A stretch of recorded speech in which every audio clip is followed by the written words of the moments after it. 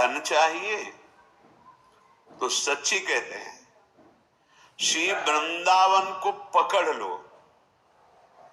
जैसे कई बार होता है कि आश्रय पकड़ने का मतलब है अप्राण वृंदावन, जीवन वृंदावन, सर्वस्व वृंदावन। वृंदावन के सिवा हमारा कोई नहीं। ये वृंदावन कोई नगर नहीं है, कोई ग्राम देश नहीं है, चिदानंद भगवत स्वरूप है।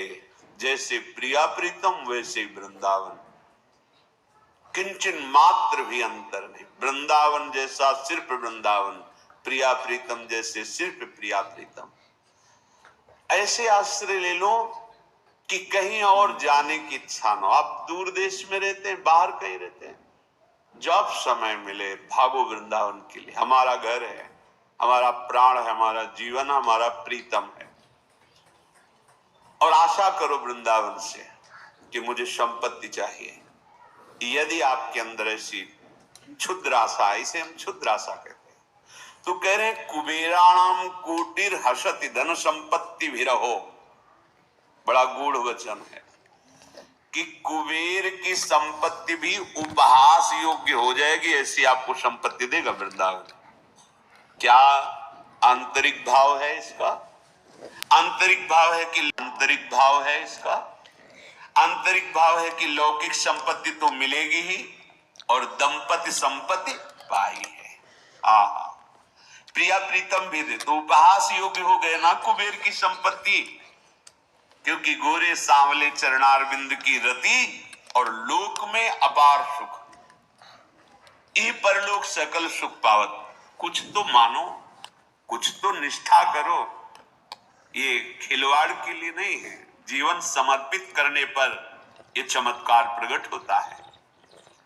ये उन महापुरुषों के वचन है जिनके लिए भगवान कहते अपनो परण विसार भगत को पूरो परण निभाऊं, जाचक जाचू कहे तो बेचे ते बिक जाऊं। भगवान के वचन है। अपने प्रण को तोड़कर मैं अपने भक्त के वचन को सत्य करता हूं।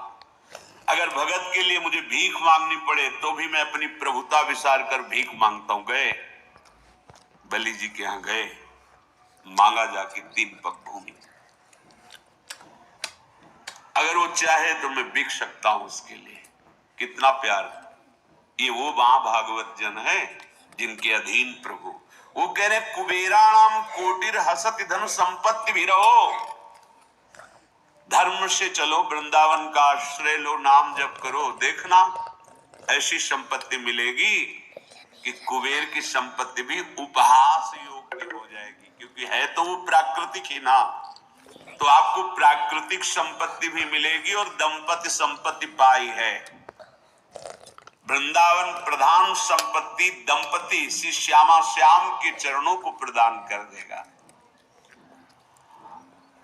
अगर किसी को लगता है मैं बहुत पढ़ लिख करके इतना बुद्धिमान बनूं कि मृत्यु लोक में मेरी बुद्धि का सब लोहा माने, तिरस्कुर्यात् द्वर्यानपि सुरगुरून् बुद्धि विभवै।